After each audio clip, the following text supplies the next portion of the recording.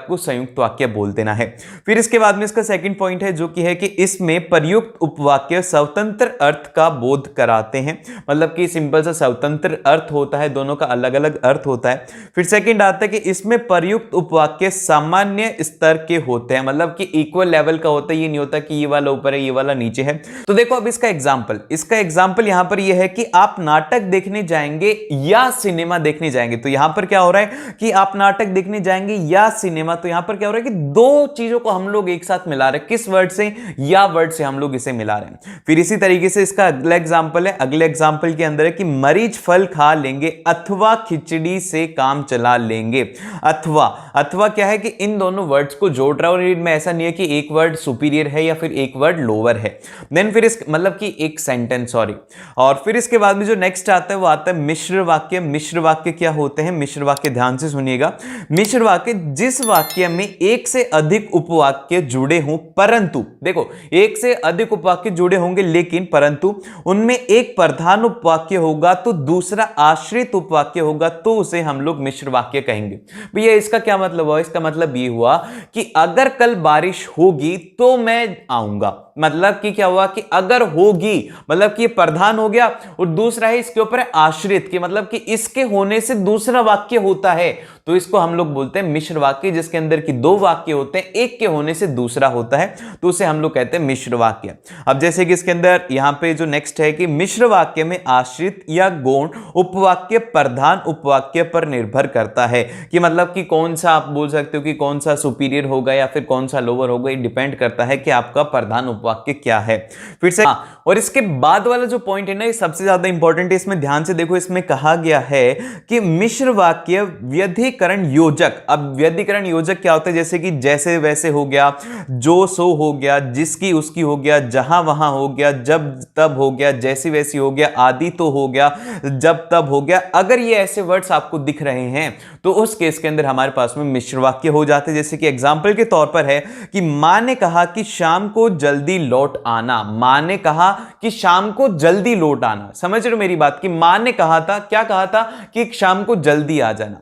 फिर सेकंड आता है कि जब मैं घर पहुंचा तब वर्षा शुरू हो चुकी थी। जब मैं घर पे पहुंचा तो वर्षा शुरू हो गई थी। ठीक है, समझ रहे हो? बहुत ही सिंपल है, थोड़ा दिमाग लगा करके देखो, आपको ये सारे के सारे आएंगे।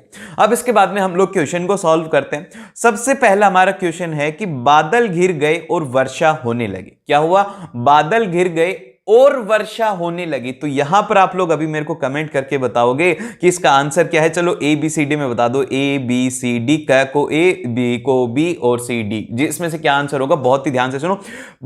ये बादल घिर गए और उसके बाद में क्या है? वर्षा होने लगी। याद करो कि दो सेंटेंस अलग अलग है और ये जुड़ रहे हैं, तो ये जुड़ किससे रहे? ये रहे और शब्द से। और शब्द जहां पर होता है वहां पे क्या होता है? वो होता है हमारे पास में संयुक्त वाक्य। इसीलिए इसका ग ऑप्शन एकदम से सही हो जाएगा, मतलब सी ऑप्शन एकदम से करेक्ट हो जाएगा।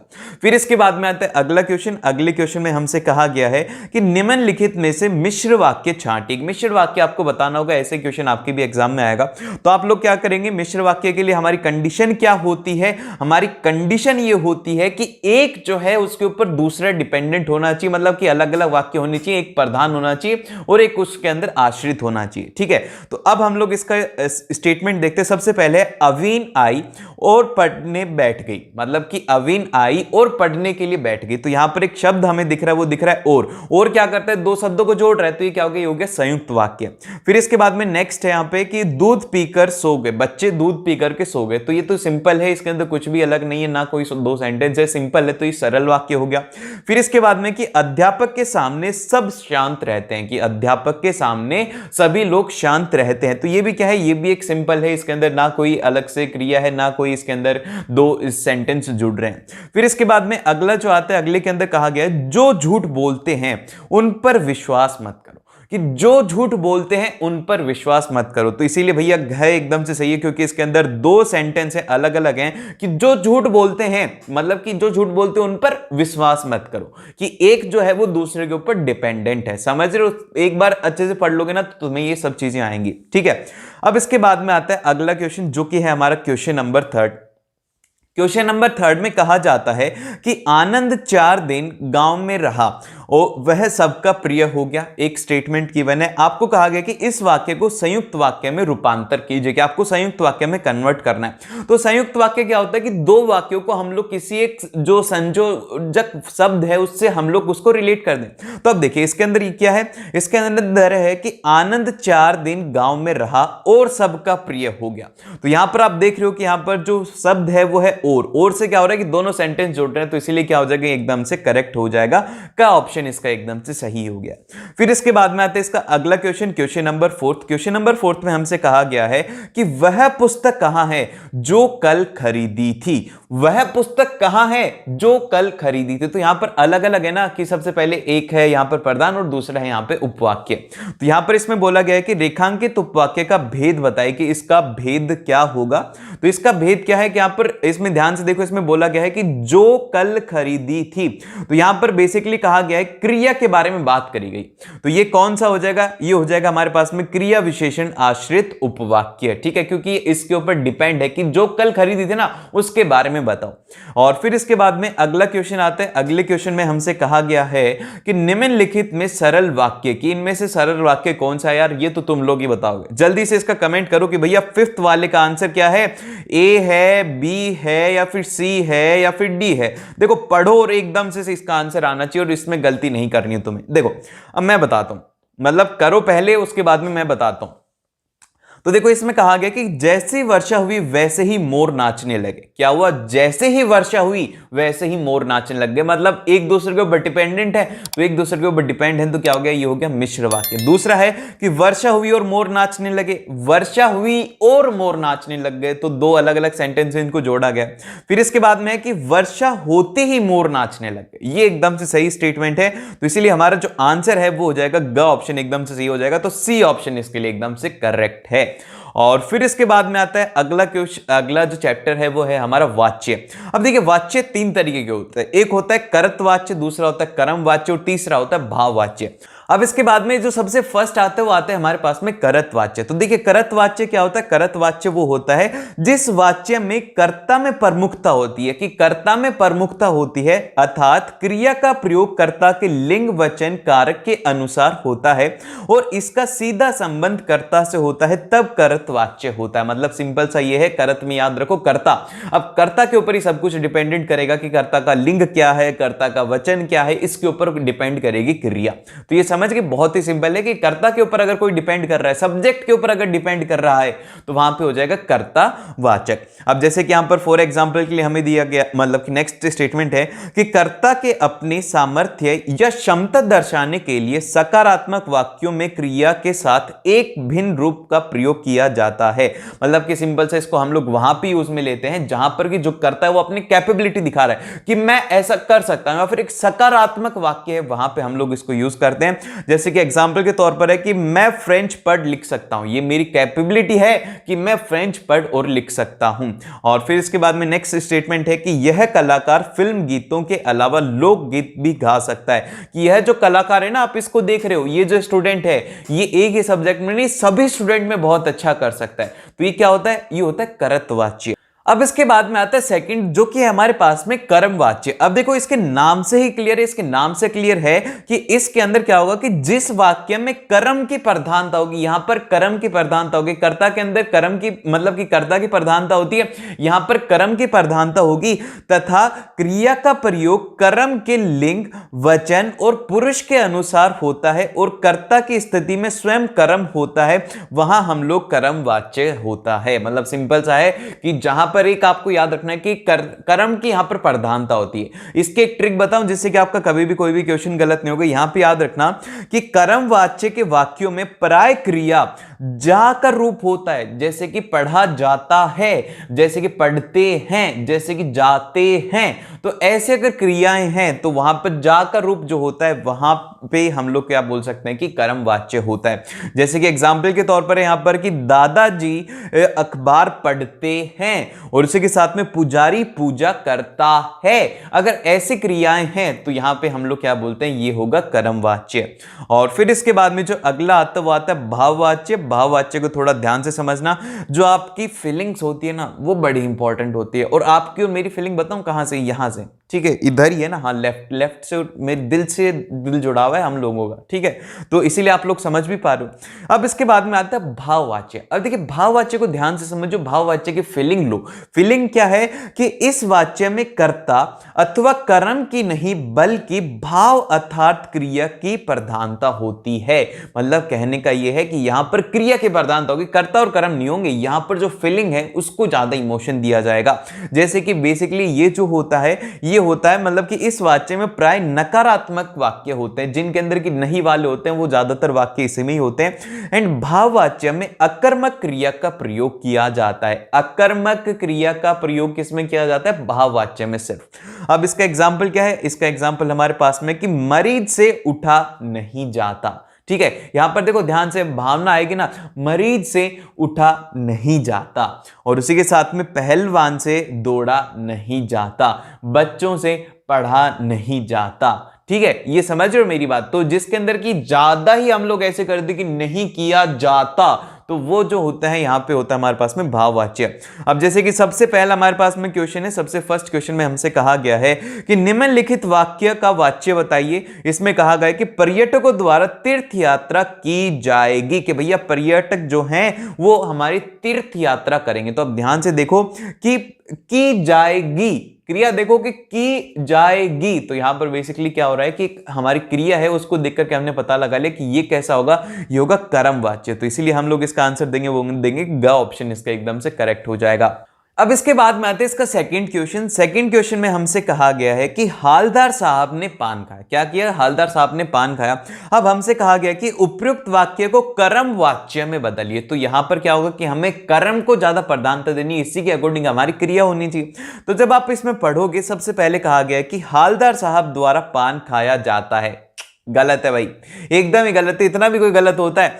फिर सेकंड है कि हालदार साहब से पान नहीं खाया जाता। भैया हमें भावनात्मक में मतलब कि भाववाच्य में थोड़ी करना है। फिर सेकंड आता है कि हालदार साहब पान खा रहे हैं। ना ना ना, ये भी गलत है। अब इसके बाद में जो है ये वाला सही स्टेटमेंट है वो ये है कि हालदार साहब द्वारा पान खाया गया। यहां पर ध्यान से देखो, कर्म है उससे फीलिंग आ रही है ना कि हालदार साहब द्वारा पान खाया गया। ठीक है, देन फिर इसके बाद में जो नेक्स्ट क्वेश्चन आता है, नेक्स्ट क्वेश्चन में हमसे कहा गया है कि पक्षी बाग छोड़कर नहीं उड़े। मतलब कि पक्षी बाग छोड़कर नहीं उड़े। उपयुक्त वाक्य को आप भाववाच्य में करो, कि भाव के अंदर आपको कन्वर्ट करना है, फीलिंग लानी है इसके अंदर, फीलिंग। तो अब फीलिंग कैसे आएगी इसके अंदर? फीलिंग जो लाने के लिए क्या करना होगा, आप ध्यान से पढ़ेंगे तो फीलिंग आ जाएगी। इसमें आएगा कि पक्षी बाग छोड़कर नहीं उड़ सके। वो फीलिंग नहीं आ रही ना, उड़ सके, यहां पर इसके अंदर फीलिंग आएगी कि पक्षी से बाग छोड़कर उड़ा नहीं गया। कि मतलब एक आप है ना उसको लाचार दिखाओ कि ऐसा नहीं किया गया, बच्चे अच्छे से पढ़ाई नहीं कर पाए। तो ये जो होता है ये होते हैं एकदम से करेक्ट। इसीलिए इसका जो बी ऑप्शन है वो एकदम से करेक्ट होने वाला है कि पक्षी से बाग छोड़कर नहीं गया, मतलब कि नहीं उड़ा गया। और अब इसके बाद में आता है अगला question, question number 4। Question number 4 में हमसे कहा गया है कि निम्नलिखित वाक्यों में से करत वाच्य वाला वाक्य छांटिए। कि आपको करत वाच्य वाला वाक्य छांटना है।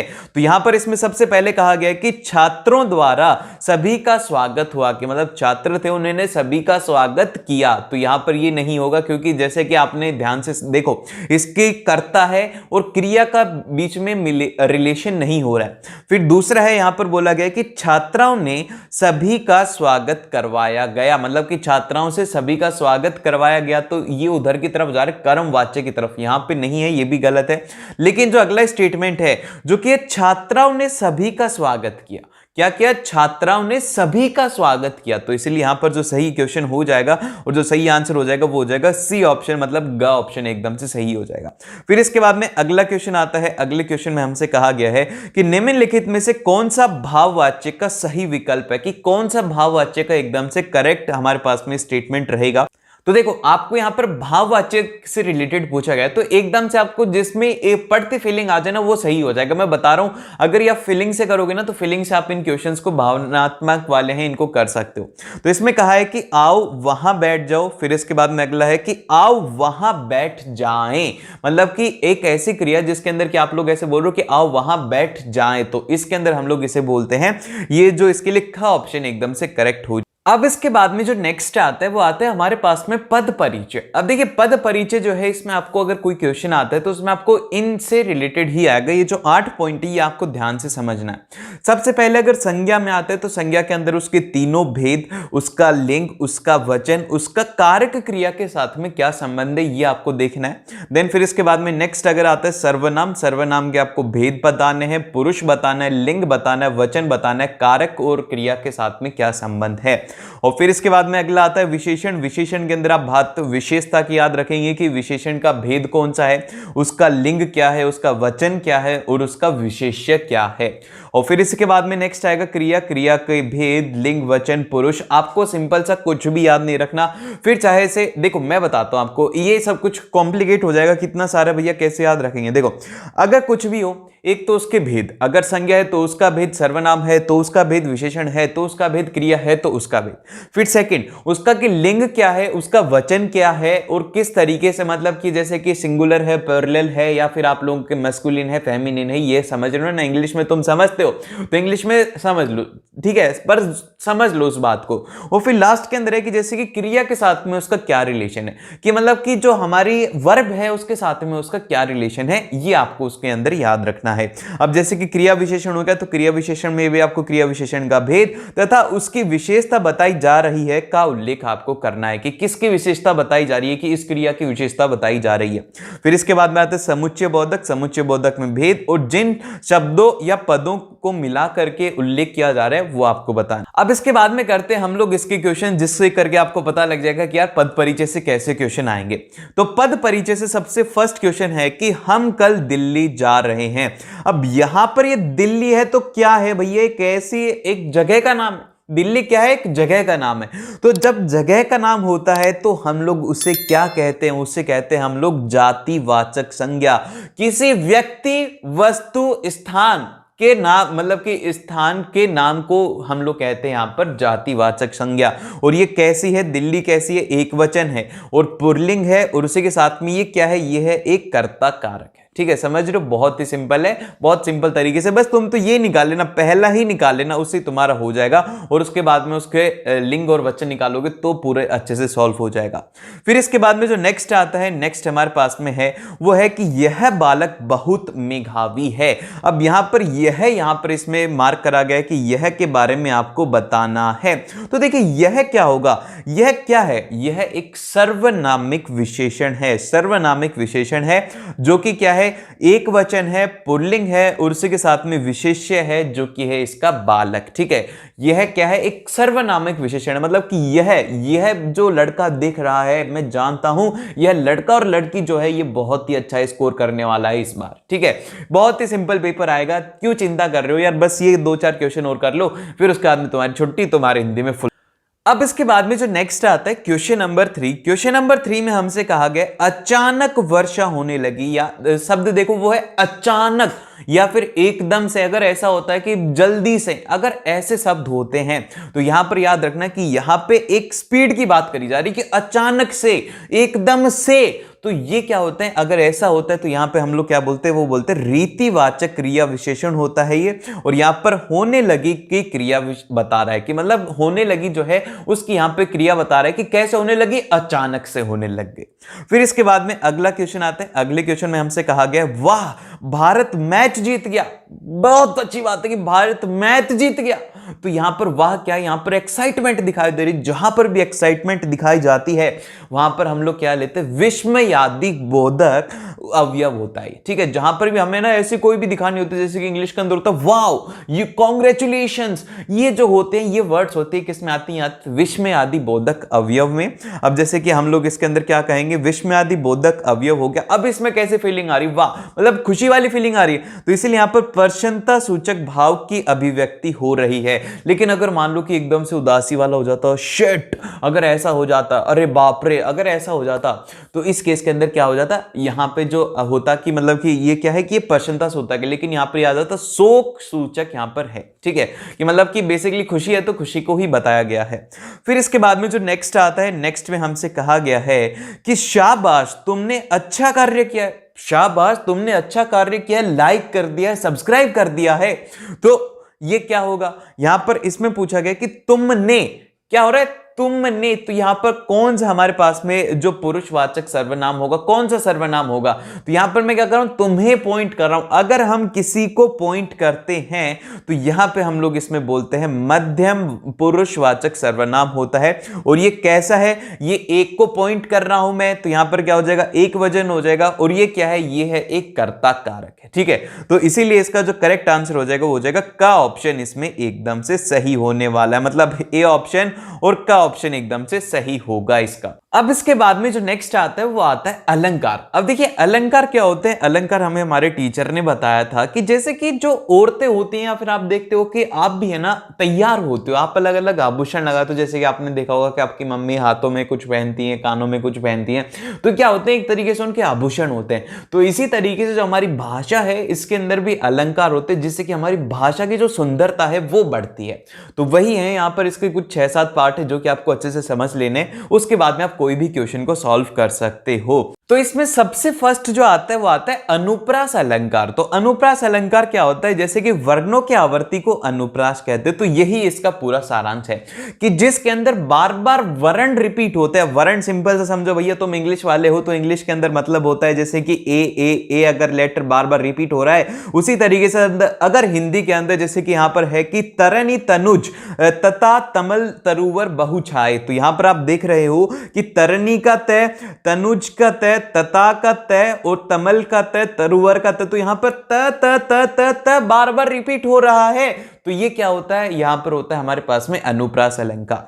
फिर इसके बाद में अगला आता है वो आता है यमक अलंकार। यमक अलंकार को हम लोग डिफाइन करते हैं कि जिस जगह पर एक ही शब्द एक से अधिक बार प्रयोग हो, कि एक शब्द है लेकिन एक से बार अधिक बार प्रयोग हो रहा है, लेकिन उस शब्द का अर्थ हर बार भिन्न हो, या उसे हम लोग यमक अलंकार कहते हैं। जैसे कि इसके अंदर एग्जाम्पल के तौर पर दिया गया है कि काली घटा का घमंड घटा, तो यहां पर जो शब्द है वो है घटा, 2 बार यूज में लिया गया है। तो एक ऐसी जगह है जहां पर कि 2 शब्द को यूज में लिया जाए लेकिन उनका अलग अलग हो। तो यहां पर जो सबसे पहले ना काली घटा बोला गया है बादलों को।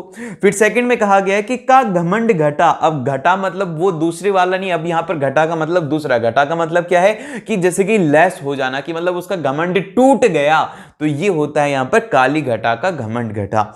अब इसके बाद में जो नेक्स्ट अलंकार आता है वो आता है श्लेष अलंकार। अब देखो आप दोनों के अंदर कंफ्यूज हो गई, यमक के अंदर और श्लेष के अंदर, तो इसलिए ध्यान से सुनना मेरी बात। ये है, श्लेष का अर्थ होता है चिपका हुआ या मिला हुआ। श्लेष को बोला जाता है चिपका हुआ या फिर मिला हुआ।